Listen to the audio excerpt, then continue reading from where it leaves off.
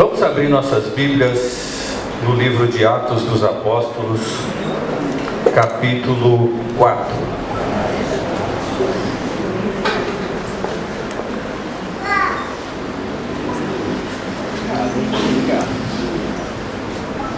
Glória a Deus. A partir do versículo 32. Amém? Atos 4, a partir do 32.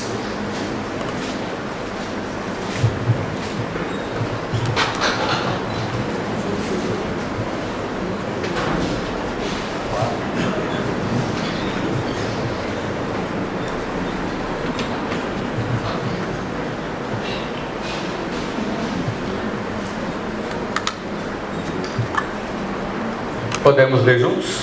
Amém. Da multidão dos que creram, era a mente e um coração.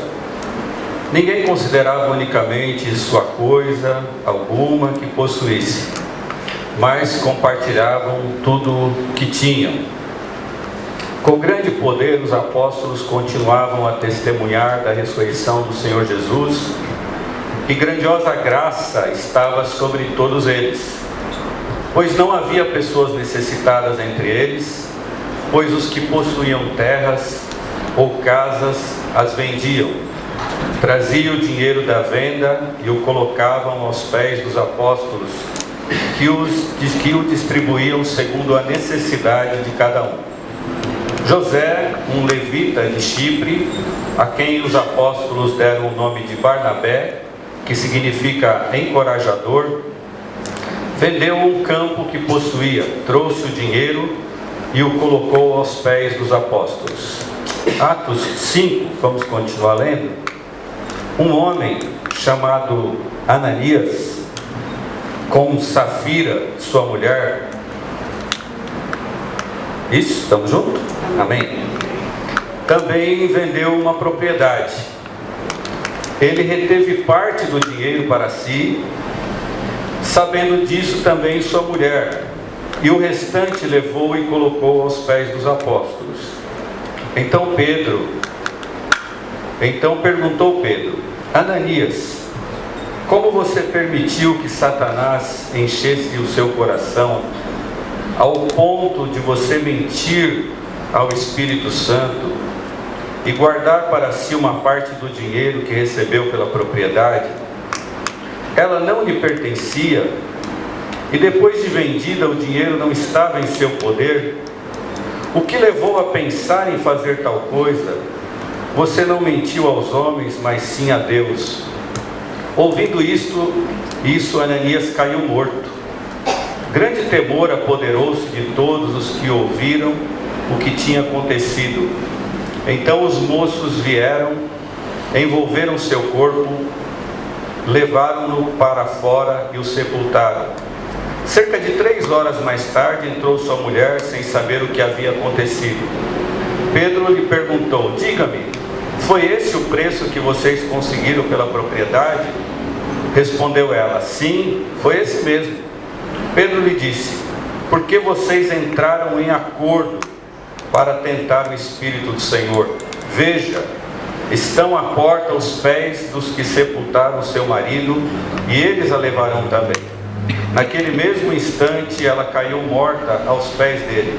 Então os moços entraram e, encontrando-a morta, levaram-na à sepultura ao lado do seu marido. E grande temor apoderou-se de toda a igreja, de todos os que ouviram falar desses acontecimentos. Pai, nós lemos tua palavra e ainda vamos ler alguns trechos dela. E clamamos em nome de Jesus, que o teu poderoso Espírito, Senhor, nos ilumine. Que o Senhor mesmo, através da leitura destes textos, fale ao nosso coração. Fale ao coração destes homens, destas mulheres, destes jovens que aqui estão, Senhor, e ao meu também. Desejamos te ouvir, Senhor, e sermos tocados pelo Senhor e pela tua palavra. Faz isso, Senhor, conforme lhe apraz, para a honra, glória e louvor do Teu nome, que é santo. Amém. Amém. Amém. Irmãos, me foi sugerido um tema para falar sobre finanças para os irmãos hoje aqui. Finanças, dinheiro, essas coisas assim. E eu comecei a buscar na minha memória. Eu não me lembro de nunca ter pregado sobre esse tema, assim, diretamente sobre ele. Já lembro de eu ter falado muito em aconselhamento, em conversas informais, pessoal, essa coisa toda, mas nunca pregar, assim, diretamente sobre um tema desse, ainda mais no Congresso de Família. Foi uma coisa nova, assim, para mim. Mas eu fiquei pensando que já acompanho há algum tempo, e até em conversas com outras pessoas, lá na Atos, que a gente tem também, já demos cursos sobre essa questão de finanças domésticas, fizemos algumas pesquisas, não somos especialistas disso, mas tem muita gente no nosso país enrolada financeiramente, tem muitas famílias com sérios problemas financeiros, não é?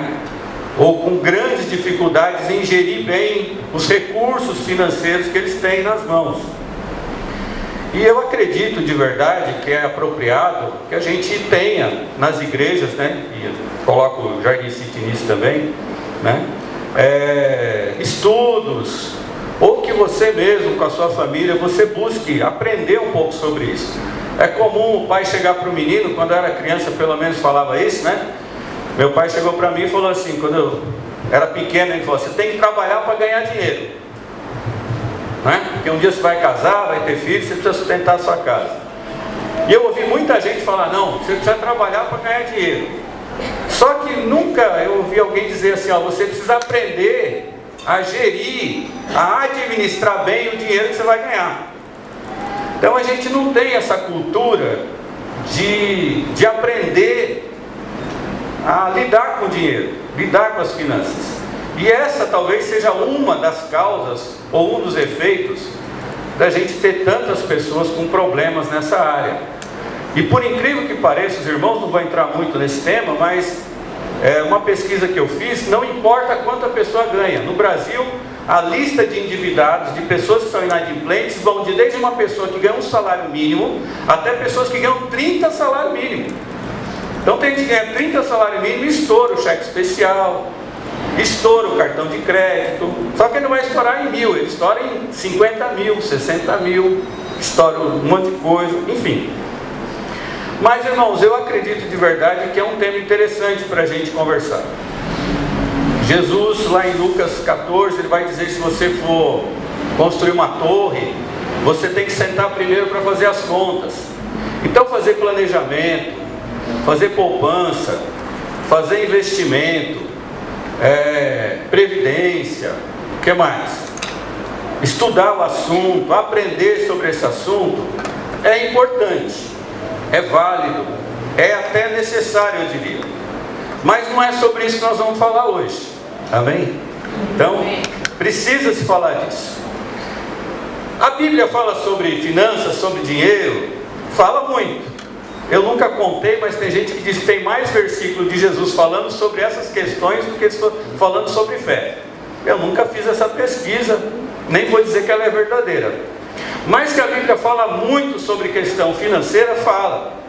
Você vai ver as parábolas de Jesus, você vai ver Jesus chegando para o jovem rico e falando para ele vender os bens e dar para os pobres.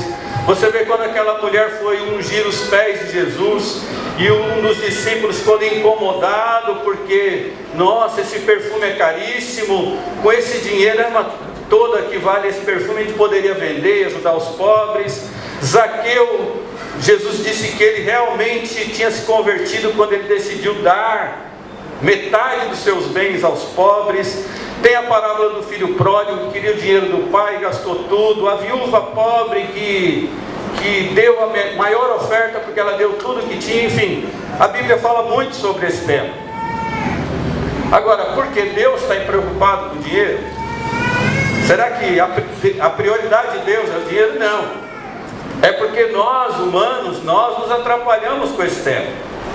Jesus chegou a dizer que nós não podemos servir a dois senhores. Não podemos servir a Deus ou a Mamon. E Mamon significa riqueza, podemos traduzir como dinheiro.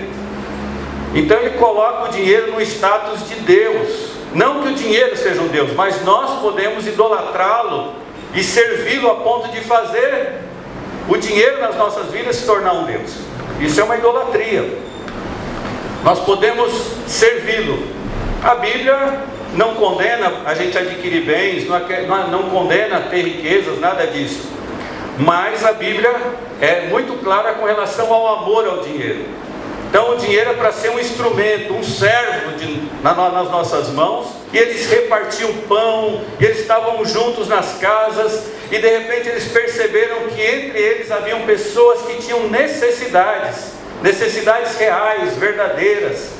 E de repente algumas pessoas, parece que isso aqui, voluntariamente, espontaneamente, as pessoas começaram a vender suas propriedades e pegar o dinheiro e depositar ali aos pés ou nas mãos dos apóstolos, para que os apóstolos então distribuíssem conforme a necessidade, e diz que não tinha ninguém passando necessidade. E cita um caso aqui de Barnabé, né? Que também vem de um campo, ele que trabalhou com Paulo, trabalhou com João Marcos e tantos outros, um grande homem de Deus, ele também fez isso. E de repente a história cai para um casal, uma família aqui, né? Ananias e Safira. Eu não sei se eles estavam no embalo, sabe? Está todo mundo fazendo, vou fazer também. Eu não sei se de repente eles queriam ter reputação, porque, né, de repente você vendeu um campo. Não sei se o pessoal começou a elogiar o Barnabé.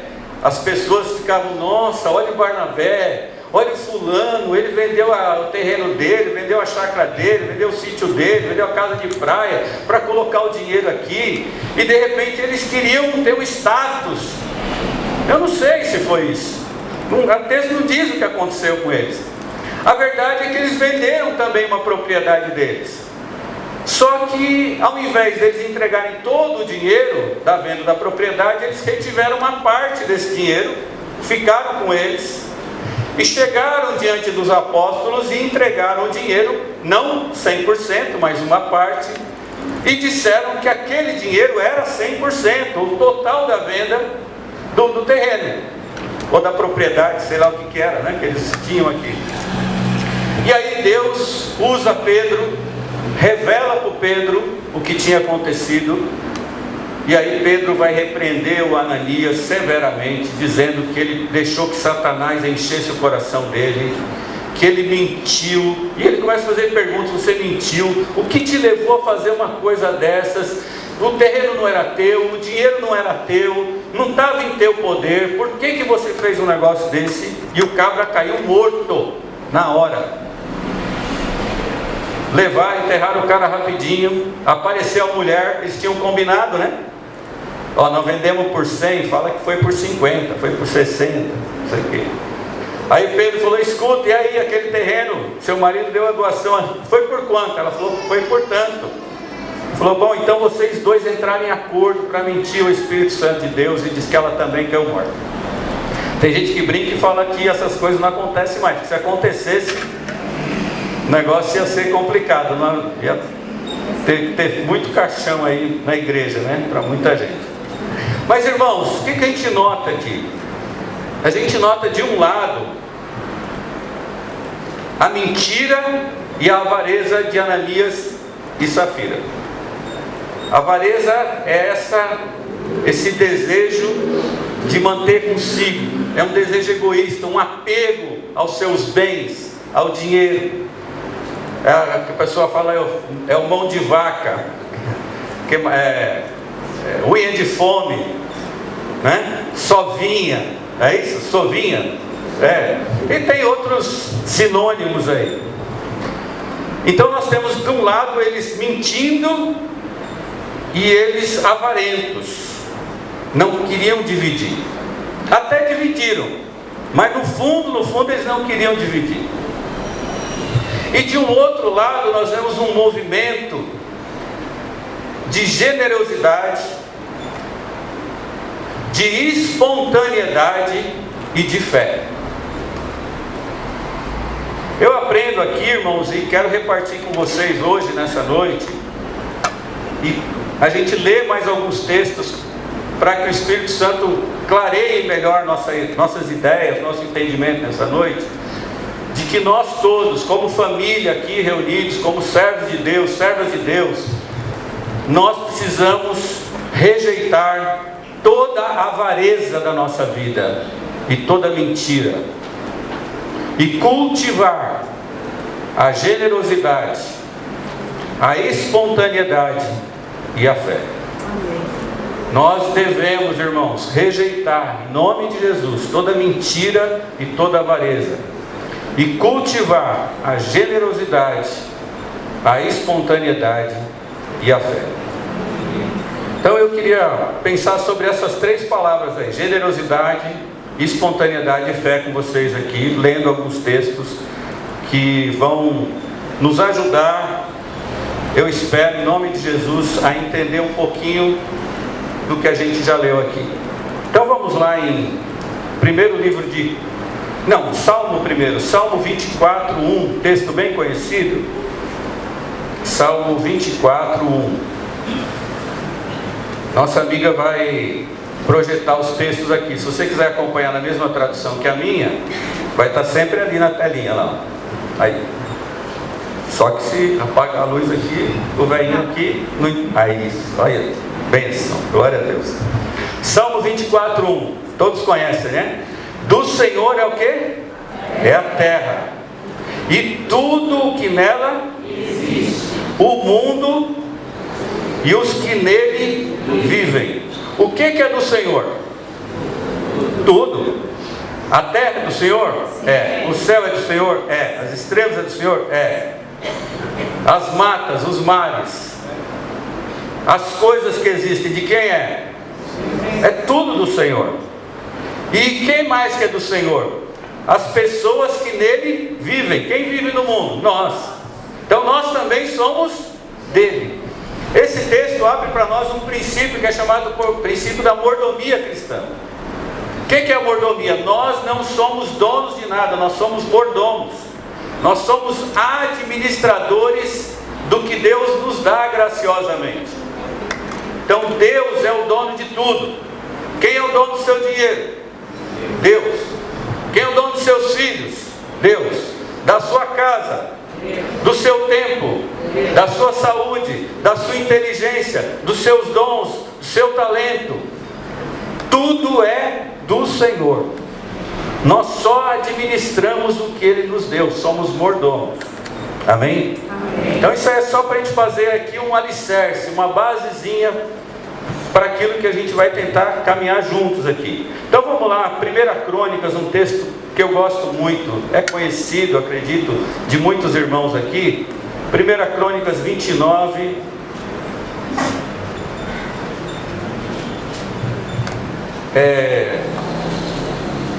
a partir do 11, é uma oração de Davi. Davi, ele ora no momento em que ele dá e o povo traz ofertas para a construção do templo. Davi não ia construir, quem ia construir era Salomão, mas Davi está orando a Deus porque houve uma abundância muito grande de ofertas, de doações ali. E olha a oração de Davi. Vamos ler e aprender com ele. Teus, ó Senhor. É isso? Estamos juntos? Teus, ó Senhor,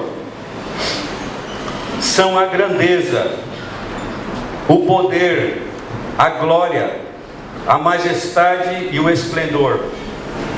Pois tudo que há nos céus e na terra é o quê? Teu. Teu, ó Senhor, é o reino. Tu estás acima de tudo. A riqueza e a honra vem de ti. Tu dominas sobre todas as coisas. Nas tuas mãos estão a força e o poder para exaltar e dar força a todos. Agora, nosso Deus, damos-te graça e louvamos o teu glorioso nome. Mas quem sou eu e quem é meu povo para que pudéssemos contribuir tão generosamente como fizemos? vem de ti, e nós apenas te demos o que vem das tuas mãos. Diante de ti somos estrangeiros e forasteiros, como os nossos antepassados. Os nossos dias na terra são como uma sombra, sem esperança. Ó Senhor nosso Deus, toda essa riqueza que ofertamos para construir um templo em honra ao teu santo nome, vem das tuas mãos, e toda ela pertence a ti. Sei, ó meu Deus, que sondas o coração, e que te agradas com a integridade. Tudo o que dei foi espontaneamente e com integridade de coração.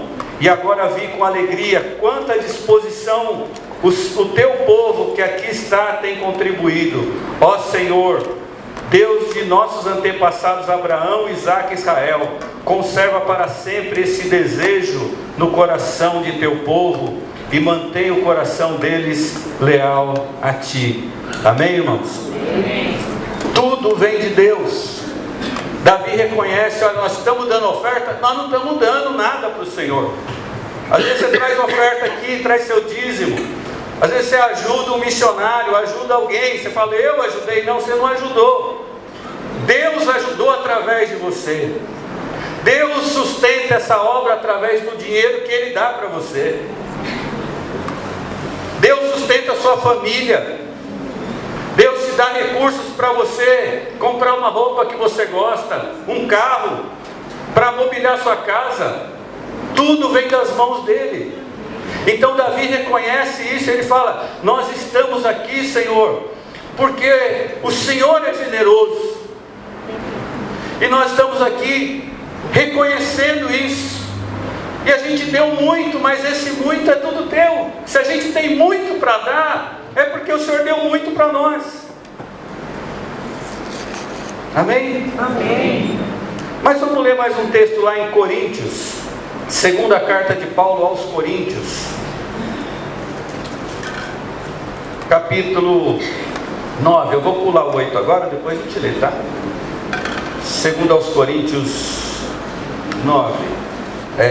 Só para eu dar o contexto, Paulo, capítulo 8 e 9, está falando de contribuição, de uma oferta que foi planejada para atender a irmãos carentes, a irmãos que estavam precisando.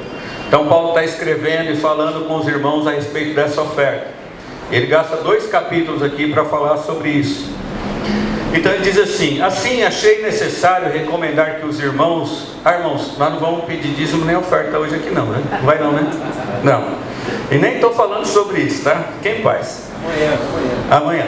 Mas não é sobre isso. Vai servir para isso também. Assim achei necessário recomendar que os irmãos visitem... Assim achei necessário recomendar que os irmãos visitem antes e concluam os preparativos para a contribuição que vocês prometeram.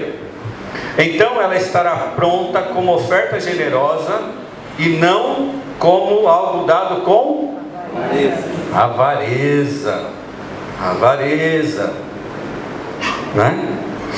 Lembrem-se, aquele que semeia pouco também colherá pouco, e aquele que semeia com fartura também colherá fartamente. Cada um dê conforme determinou em seu coração, não com pesar ou por obrigação, pois Deus ama quem dá com alegria.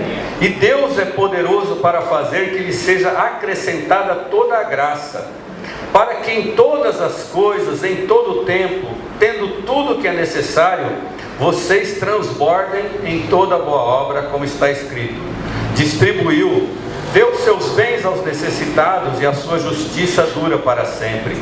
Aquele que supre a semente ao que semeia, e o pão ao que come, também lhes suprirá, e multiplicará a semente, e fará crescer os frutos da sua justiça.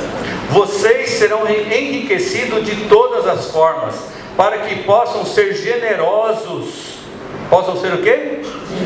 Generosos em toda e qualquer situação, e por nosso intermédio a sua generosidade resulte em ação de graças a Deus. O serviço ministerial que vocês estão realizando não está apenas suprindo as necessidades do povo de Deus, mas também transbordando em muitas expressões de gratidão a Deus, por meio dessa prova de serviço ministerial, outros louvarão a Deus pela obediência que acompanha a confissão que vocês fazem do Evangelho de Cristo.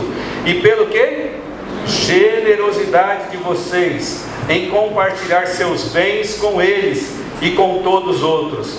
E nas orações que fazem por vocês, eles estão cheios de amor por vocês, por causa da insuperável graça que Deus tem dado a vocês.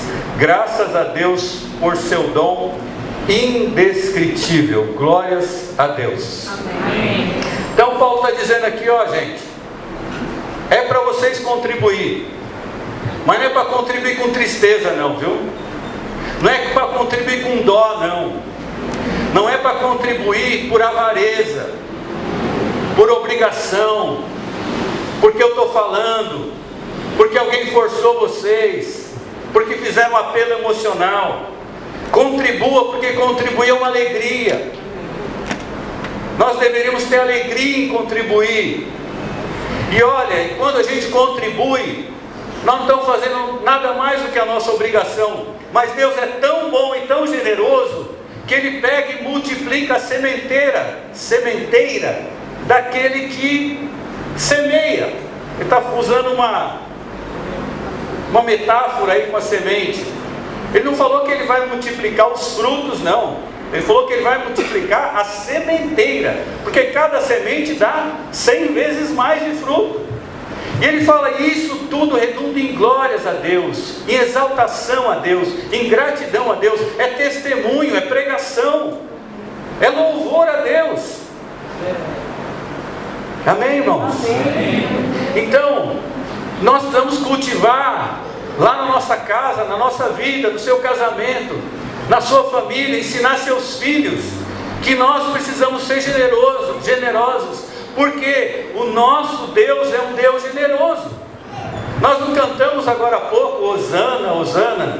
Qual é o refrão? Cristo é o que? A nossa vida, é o motivo do louvor, né? Pois o que? O que Ele fez?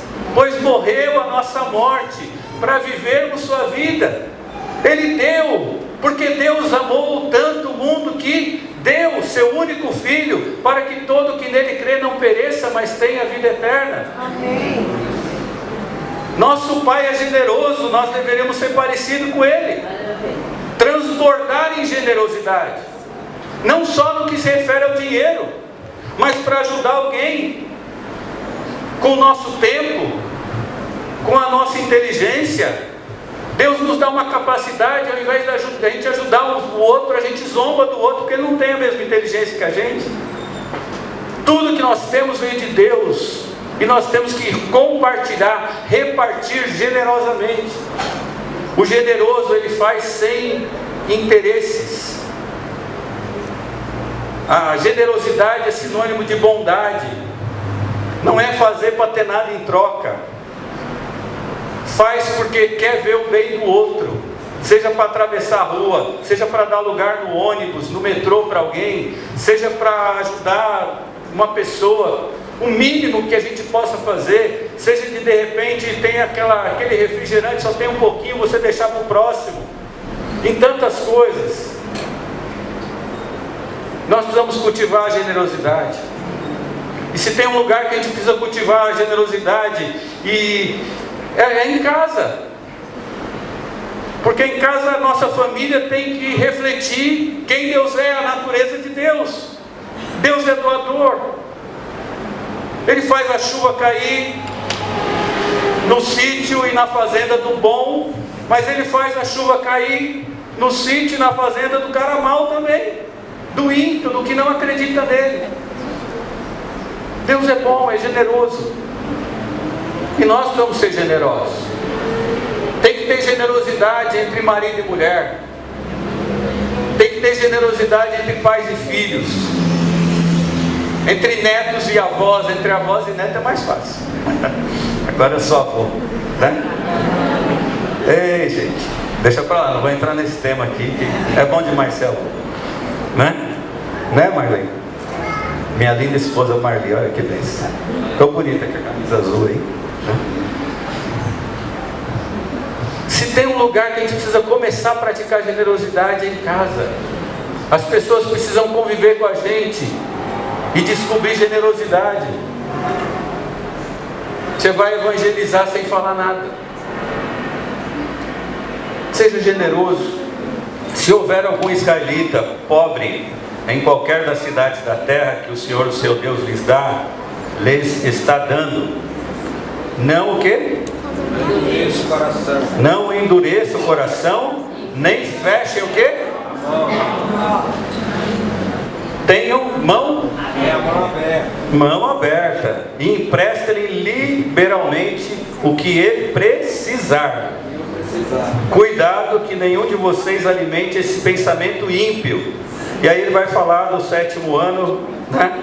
Aí eu vou pular para o 10 aqui, só para a gente ganhar um tempinho. Versículo 10, por favor. Olha lá, dele o quê? Generosamente e sem relutância no coração, pois por isso o Senhor seu Deus o abençoará em todo o teu trabalho e em tudo o que fizer. Amém? Então, nós devemos ser generosos, mas ainda há uma promessa na Bíblia que aquele que é generoso, Deus faz o que com ele? O que Deus faz com o generoso? Abençoa. E o que é mão de vaca? Vai sofrer. Ah, mas o mão de vaca está rico. Está rico não, ele está pobre. Ele só tem dinheiro, mas está pobre. Porque riqueza não é só ter dinheiro. Ele é tão pobre que ele só tem dinheiro. E vive para o dinheiro, e sofre por causa do dinheiro. E se ele perder 100 reais, ele tem 2 milhões. Mas se ele perder 100 reais, ele fica doido. Porque o dinheiro é o Deus dele. Eu sei que não tem ninguém aqui que tem esse problema. Amém? Então, irmãos, Barnabé, os outros irmãos da igreja primitiva, eles cultivaram o quê? Generosidade. Ananias e Safira, o quê? Avareza. Aqueles irmãos estavam com as mãos abertas, com o coração aberto, não estava endurecido. E Ananias e Safira estavam com o coração o quê? Cheio de Satanás, das instruções de Satanás no coração deles. Porque eles estavam cheios de Satanás, o que eles fizeram? Retiveram. Bom, então nós devemos cultivar a generosidade. Mas essa generosidade precisa ser acompanhada de uma outra coisa, que é o que? A espontaneidade. Se a gente olhar para Deus, a Bíblia diz que Deus prova o seu amor para conosco, dando o Filho dele, Jesus, quando nós éramos apenas o quê? Ou éramos o quê? Pecadores. Nós vamos ver na Bíblia que a iniciativa da salvação, ela vem de Deus. Nós somos salvos pela graça.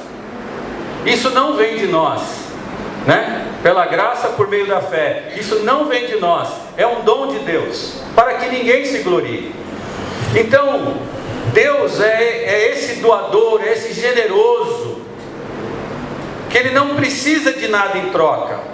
Ele não precisa que alguém cutuque Ele para Ele fazer o bem.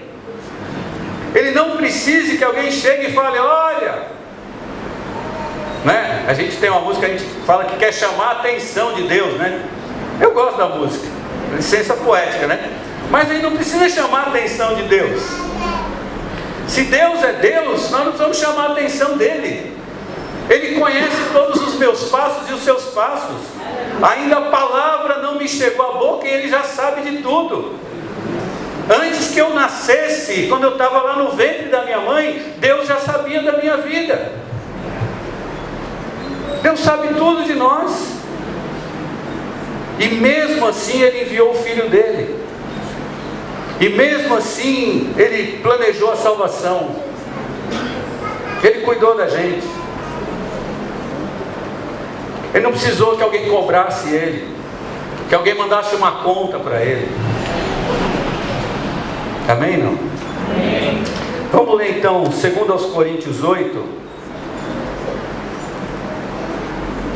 que é pertinho daquele do 9, que a gente leu agora há pouco.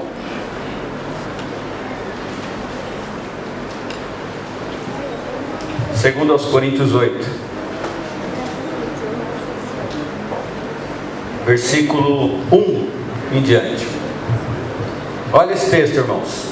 Esse texto aqui deixa a gente encabulado. Agora, irmãos, queremos que vocês tomem conhecimento da graça que Deus concedeu às igrejas da Macedônia. Vamos ver como é que estava a situação deles? No meio da mais severa tribulação, a grande alegria e a extrema pobreza deles transbordaram em rica o quê? Mas eles estavam no meio de quê? De o quê? Mais severa tribulação. Não era pouquinha tribulação, não. Estavam no meio de uma severa tribulação. Aí aparece uma grande alegria no meio. E depois vem o quê? Além da tribulação, extrema o quê? Pobreza. Mas isso transbordou em quê? Em quê? Amargura, murmuração, reclamação. Eu não tenho ai não sei o quê. Próximo ai aí, iPhone, né? Aí, qual que é agora? Nem sei mais esse negócio. Não. Pois Paulo vai dar, dou testemunho de que eles deram tudo quanto e até além do que podiam. Mas aí ele vai acabar com a gente. O que ele diz?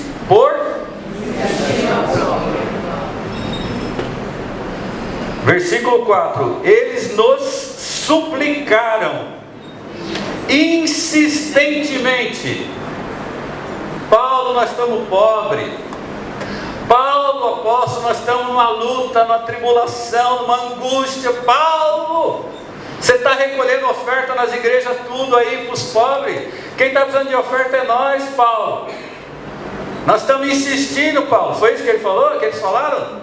Não. Olha que eles nos suplicaram insistentemente o privilégio de participar da assistência aos santos. E não somente fizeram o que esperávamos, mas entregaram-se primeiramente a si mesmos, ao Senhor, e depois a nós, pela vontade de Deus. Aleluia. Eles não deram só recurso, não. Eles deram a vida. Dar presente qualquer um dá. Dar a vida é para poucos. Dar dinheiro, até alguns dão. Mas eles deram. Eles não somente deram, eles insistiram para poder dar. E deram além das suas posses. Esses dias eu estava ouvindo um programa, um documentário, e tinha um rabino falando. E o rabino falou uma seguinte, que tem um ditado entre os judeus que diz que uma pessoa que tem 2 refeições por dia já tem condições de ajudar outra. Se tudo que uma pessoa tiver são 2 refeições para o dia, não é para todos os dias, mas para o dia, ela está habilitada a ajudar outra pessoa, a ser generosa. Então, irmãos, nós precisamos ser generosos. Mas essa generosidade, ela tem que ser o quê? Espontânea. Não precisa ninguém te cobrar. Não, a Jane pegou no pé, foi lá, ficou meia hora. Sei que aqui a gente não faz isso, né? Mas, né? Meia hora falando. Botaram lá no grupo da igreja que o missionário está precisando lá de uma cesta básica. A gente precisa levantar R$100 para ajudar com a cesta básica. Ô parto! Mas vamos fazer um churrasco, junta R$500 fácil. Não, aqui não é aqui, irmãos. Fiquem tranquilos. Essa aqui é só a ilustração para a gente. Pode ter, eu tenho certeza que aqui não. Não é, irmãos? Então, essa espontaneidade. O que o Davi vai falar no mesmo texto lá na oração dele? Nós demos voluntariamente, espontaneamente. Deus ama quem dá com alegria. Quando Davi estava com vontade de beber uma aguinha lá do tanquezinho lá, no meio da guerra, ele só suspirou, falou: rapaz, aquela aguinha fresca. Os valentes dele quietinho, ninguém falou nada para ninguém. Os caras foram lá arriscar a vida para trazer uma água. Davi é demais. Você gosta de Davi? Eles trazem a água, Davi pega a água e derrama no chão. Os caras, como? Nós quase morremos para trazer essa água. Você joga no chão e fala, eu não sou digno de beber essa água, que poderia ter custado a vida de você. Os caras foram generosos, Davi foi mais generoso ainda.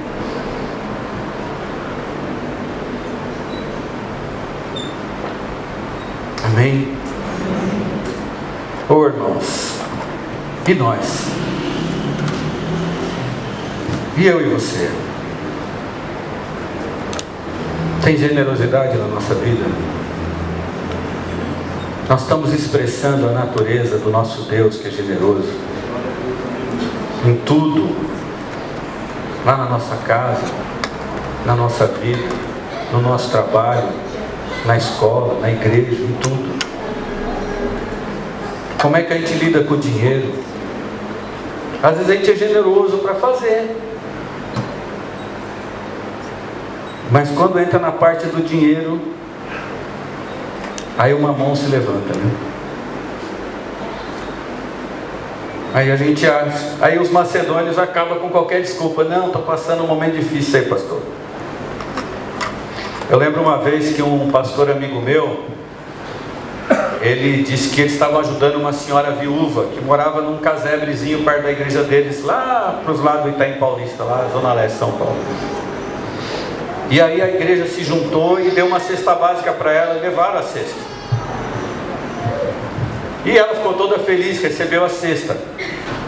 Chegou no domingo, eles estavam recolhendo alimentos para juntar, fazer outra cesta para outras pessoas. No domingo chega aquela senhorinha com uma sacolinha na mão. E ela foi e colocou a sacolinha ali. Ele viu, ficou quieto, no final do culto foi conversar com ela. Falou, minha irmã, nós levamos a cesta essa semana para a senhora. A senhora não precisava ter trazido aqui. Por que a senhora trouxe? Ela falou, não, eu juntei um pouquinho do arroz que vocês me deram, um pouquinho do sal, um pouquinho do açúcar, um pouquinho do macarrão, e eu trouxe. Aí ele falou, mas você não precisava ter trazido, você nem devia ter trazido. Ela falou, por que não, pastor? Eu não tenho o direito de contribuir também? Ninguém foi lá cutucar. Gratidão, irmãos. Isso é gratidão verdadeira. Aquela oração de Davi é gratidão verdadeira. Não é gratidão só de boca, é a gratidão que se expressa em atitudes, em gestos, em coisas palpáveis. Amém? Há espontaneidade no nosso coração. Há espontaneidade no seu coração. Lá na tua casa há espontaneidade. Há uma generosidade espontânea. Ou é só na cobrança?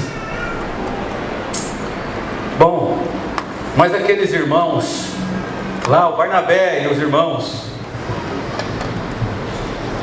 eles venderam o que eles tinham, né?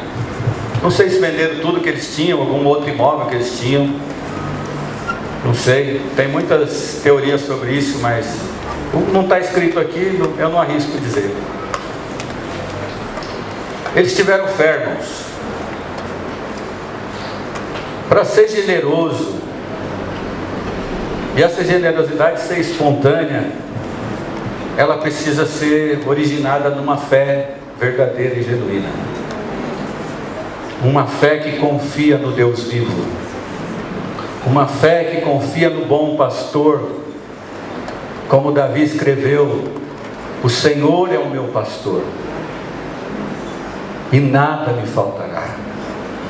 Deitar-me faz em verdes pastos, guia-me às águas de descanso, refrigera minha alma. Ele termina dizendo, certamente que a bondade, certamente, vou parafrasear, posso?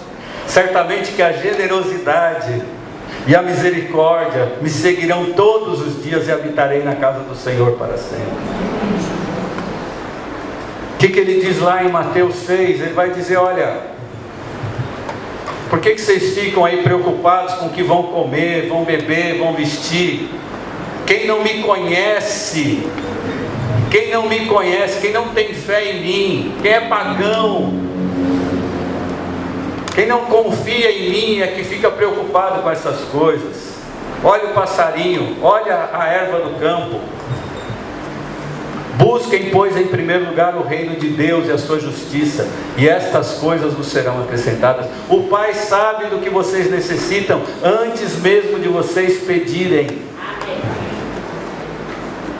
Fé. Lembrei de um texto que Jesus diz: olha, quando você for dar a sua oferta, não faça como os hipócritas que tocam trombeta, né? Nessa questão da espontaneidade, eu voltei um pouco agora, né? Às vezes tem essa coisa de a motivação errada também para ser generoso, né? Talvez Ananias e Safira tiveram isso. Na verdade, eles queriam ser vistos pelos homens. Ele fala que a sua mão direita fizer, a esquerda não saiba. Quem faz dessa forma já recebeu a sua recompensa. Qual é a recompensa? Aplauso dos homens.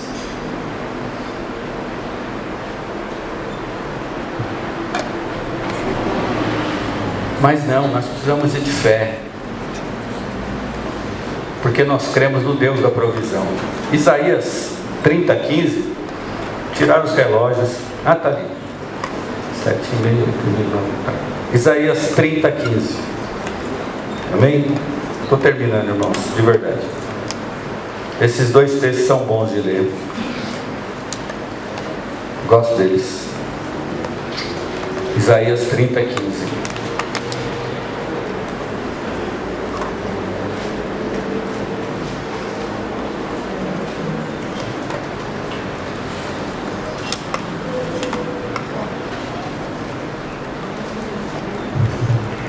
Não tem problema, se não achou, a gente lê aqui.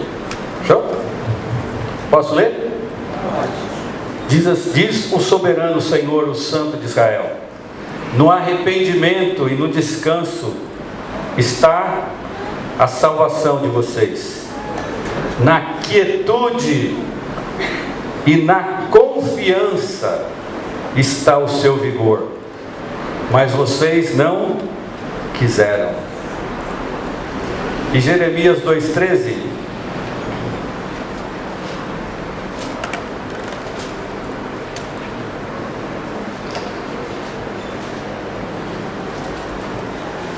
No primeiro texto aqui de Isaías, né?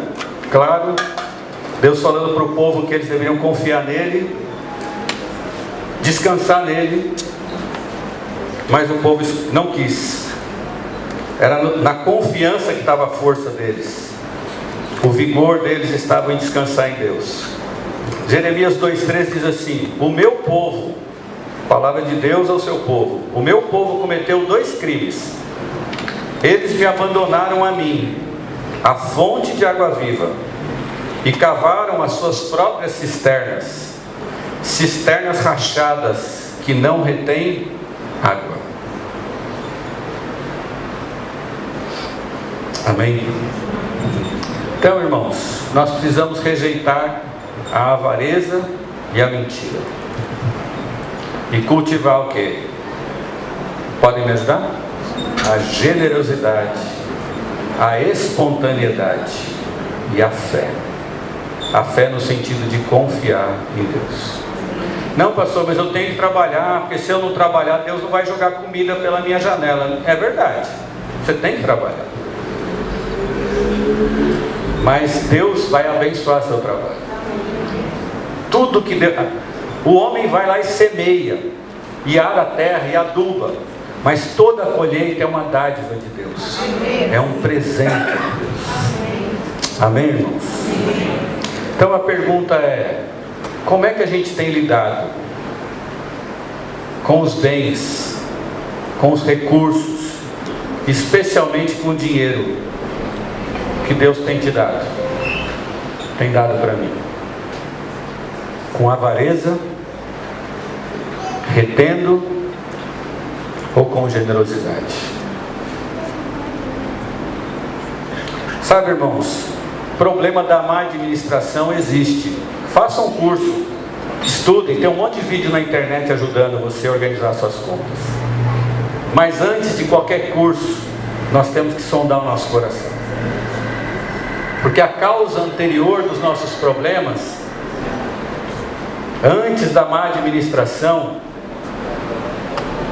é se o nosso coração realmente está batendo conforme o coração de Deus. Se ele está sendo generoso como deveria ser.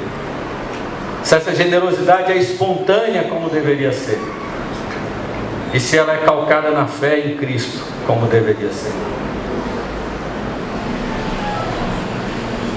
Cultive, meu irmão, minha irmã. Isso serve para mim também. A generosidade. Pratique, aprenda. Amor é uma coisa que a gente aprende. Generosidade é uma coisa que a gente aprende. Aprenda a ser generoso.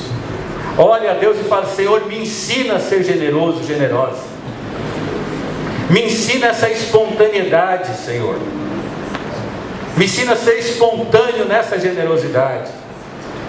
E você tem medo de ser generoso porque acha que vai te faltar alguma coisa, então fala: aumenta a minha fé, Senhor, para que eu confie em Ti.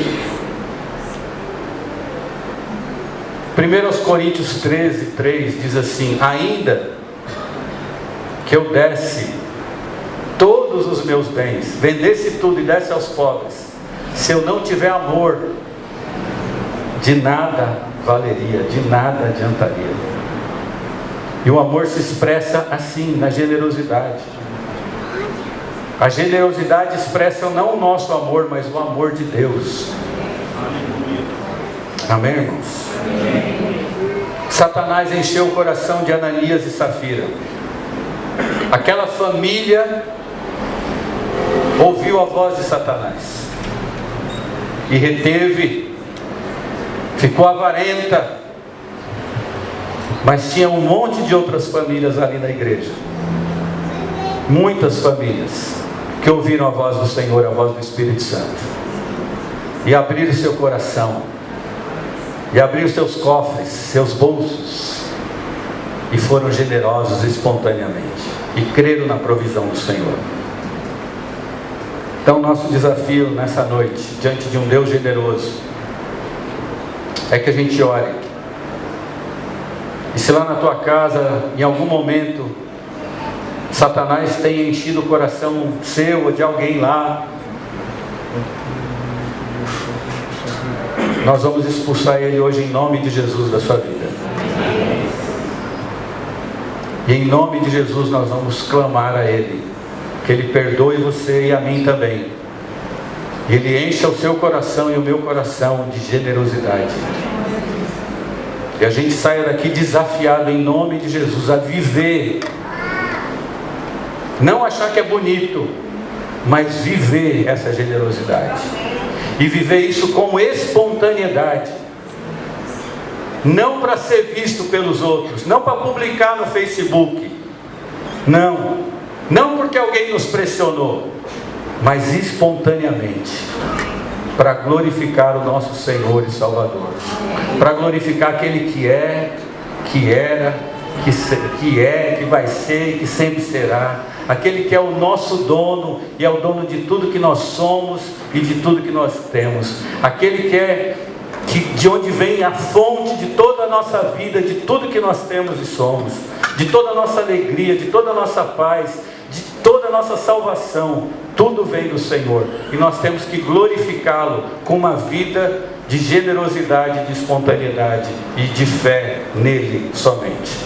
Amém?